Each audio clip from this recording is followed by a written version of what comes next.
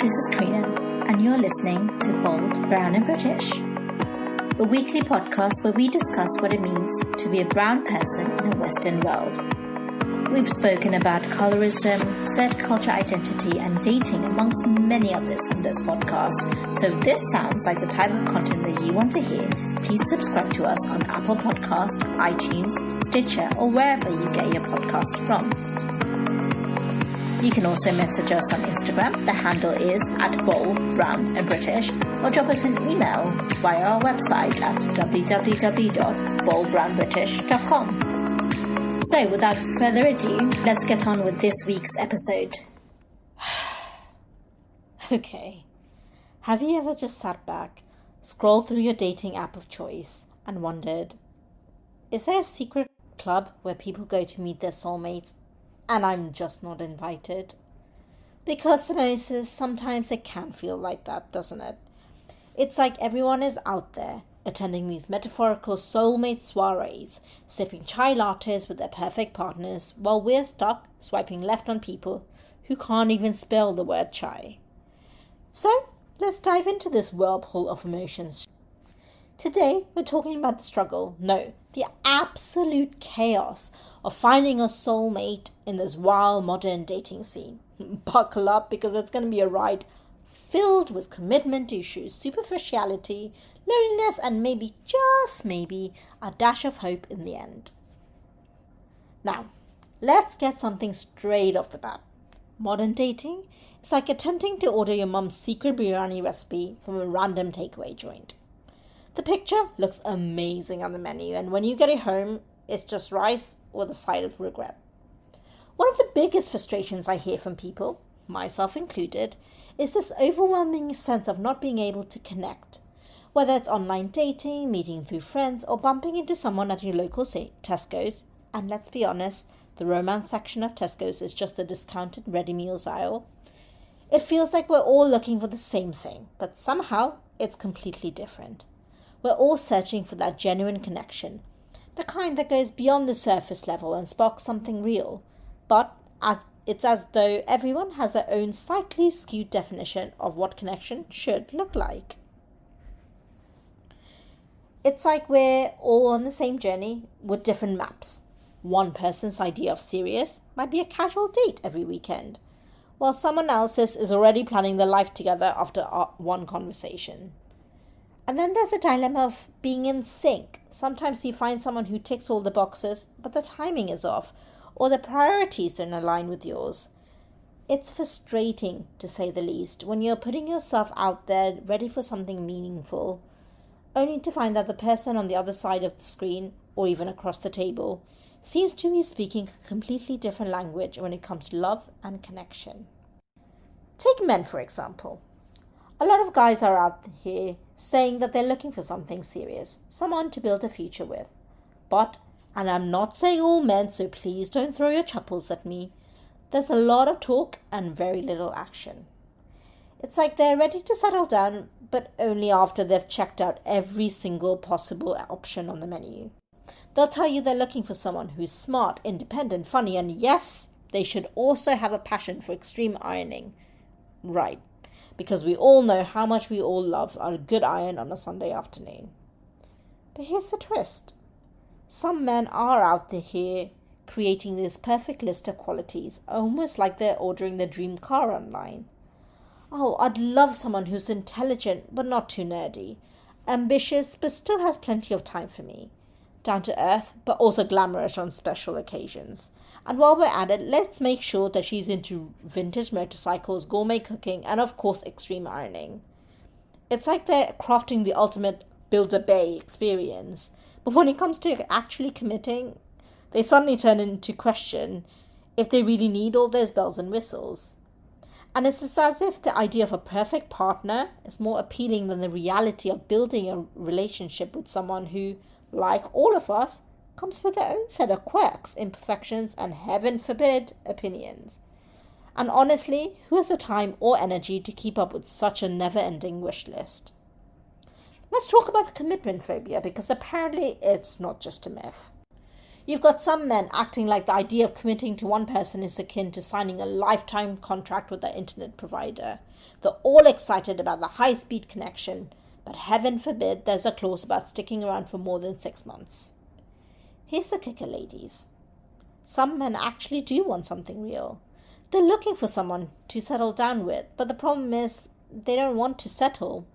And I think that's something we can all relate to, can't we? This fear of settling, this worry that we're going to pick the wrong person, get into something that's good enough but not amazing. It's a constant feeling like there's someone better just around the corner, just a few more swipes away. It's exhausting. It's as if dating has turned into this weird game of romantic FOMO. Fear of missing out on the perfect partner. We're being conditioned to believe that we deserve nothing less than perfection. And while we absolutely should be aiming high, this perfection myth can be paralyzing. It stops us from fully engaging with the person in front of us because we're too busy if someone better is out there. It's like shopping during a massive sale. There's so much on offer that you end up feeling overwhelmed, and instead of just making a choice, you walk out with nothing. You forget that real relationships aren't about finding someone who ticks every box on a superficial checklist. They're about finding someone whose imperfections you can embrace, someone who compliments in ways you didn't even know you needed. And that kind of connection isn't something that you can quantify with a swipe. Ladies, you are not off the hook either. We've got our own set of struggles. Because let's face it, a lot of women, especially in our community, are balancing on this precarious line between being independent and being too independent. You know what I mean.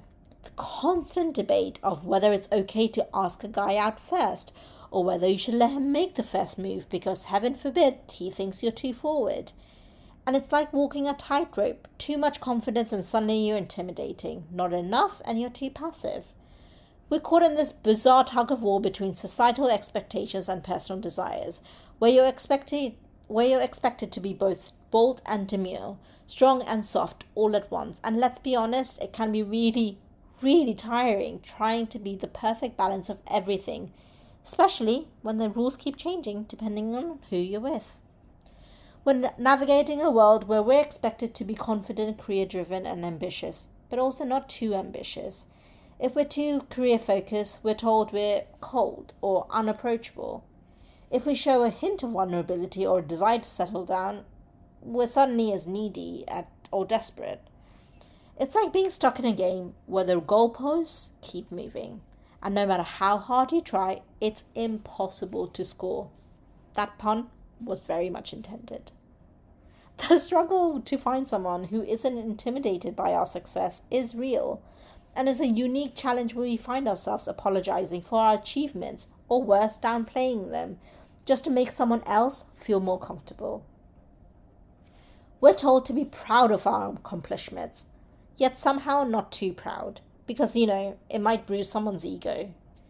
And while we're out here trying to avoid the ones who can't handle a woman with a plan, there's also the struggle of feeling like we're too much for some and not enough for others. And it's a really frustrating paradox. On one hand, we're told we should be everything: successful, independent, attractive, nurturing. An impossible standard, mind you. On the other hand, when we do embody all these qualities, we're met with partners who can't seem to keep up, or worse, who feel the need to tear us down to make themselves feel bigger. It's the eternal question. How do we find someone who can handle all that we are without feeling like we need to shrink ourselves down to make the relationship work? And yet, amidst all these contradictions and expectations, we're told that we're still told that we're the ones that need to compromise, need to adjust, and who need to change. It's enough to make you want to throw in the towel, or at least take a long break from dating apps. But we persevere, don't we? Because despite all the mixed messages and the rollercoaster of dating in modern society, there's still that hope, that belief that somewhere out there is someone who will appreciate us for all that we are. No apologies needed. Then there's this weird pressure we put on ourselves about being ready. You know that internal monologue that goes, I need to have my life together before I find my soulmate. I need to be perfect. But the truth is, we're all a work in progress. We're like a samosa that's a bit overfilled. Sometimes we're bursting at the seams, but still pretty delicious, if I do say so myself. Here's the reality. Some of us are scared. We've been hurt before, we've dealt with heartbreak, and we're terrified of getting it wrong again. So what do? We start putting up walls, we overanalyze, we convince ourselves that the perfect person is out there, but we just haven't met them yet. But deep down, we know that we're the ones that are afraid to take a chance. Then there's a cherry on top of all this dating disaster Sunday: superficiality. Let's be real, we've all been guilty of it at some point. In a world where everything is curated, Instagram profiles, LinkedIn bios, even your dating app pictures, it's hard not to get caught up in the superficial. We're swiping left or right based on a photo, a witty bio, or a common interest in the 90s Bollywood movies. Here's the kicker. We're looking for depth, for connection, for someone who gets us. And yet we're filtering out people based on this most superficial of criteria. We're going to an all-you-can-eat buffet and we're only eating the naan bread because it's easy and right there in front of us. Meanwhile, the biryani, the dal, the butter chicken, all the good stuff, it's just waiting for us to notice it. And here's the thing, superficiality is such a double-edged sword. We don't want to be judging our looks, our jobs, our social media presence, but we're also quick to do the same to others. So we fall into this vicious cycle where everyone's looking for the whole package, but no one's willing to actually unpack the layers to see what's really inside. And that, my dear samosas, leads us to loneliness. Because at the end of the day, after all the swiping, the dates that went nowhere, and the constant questioning of, why can't I find someone? What's left is this gnawing sense of loneliness.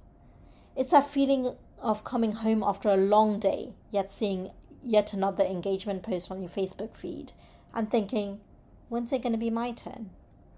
It's a worry that maybe there isn't someone out there for us, that maybe we're destined to navigate this world alone. And here's the thing about loneliness. It's sneaky.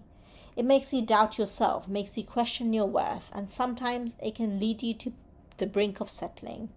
You start thinking, maybe I'm being too picky. Maybe I should just accept that this is as good as it gets. But let me tell you, settling is a dangerous game. It's like buying a knockoff brand of masala and wondering why your food just doesn't taste quite right. You deserve the real deal, the full flavor experience. You deserve someone who's going to add spice to your life, not just the bland side dish that you settle for because it's convenient. And after all that, you might be thinking, Karina, where's the hope? You've just spent the last whatever minutes telling us how impossible it is to find love. But hold on, because here it is. The realistic hope without the cheesy aftertaste. The truth is, finding a soulmate in this modern dating scene is tough. And it is kind of like searching for a needle in a haystack. Except the haystack is filled with people who think ghosting is an acceptable way to end things. But here's the flip side. People are still finding love. They're navigating this crazy world. They're making mistakes, they're learning from them, and eventually finding someone who fits. So will you.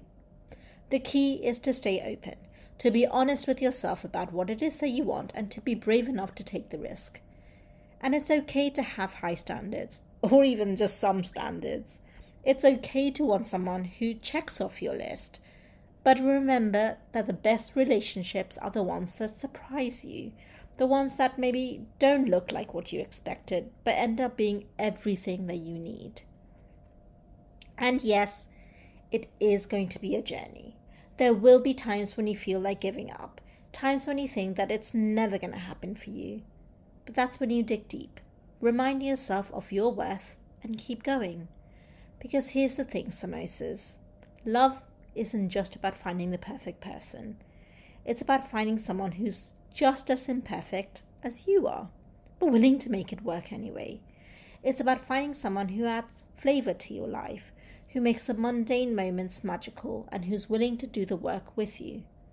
So, my lovely samosas, as you continue on this journey of finding your perfect soulmate, remember to keep your heart open, your standards high, and your spirits up. And while you're at it, try to enjoy the ride, because the destination is only part of the journey, and sometimes the best stories come from the unexpected detours. And with that, I'm sending you all love, light, and just the right amount of spice. Until next time, stay bold and stay hopeful. Oh, Mikey, you made it till the end. I'm so happy. Well, listen, if you enjoyed what you heard and you want to hear more, subscribe to the podcast on, well, wherever you are listening to this. We are on Apple, Spotify, Stitcher, Deezer, TuneIn, Alexa, you name it, we're there. So make sure you subscribe so you don't miss out on an episode. We also are on Instagram, which houses loads of behind-the-scenes audio snippets, polls, memes, and ways for you to get involved.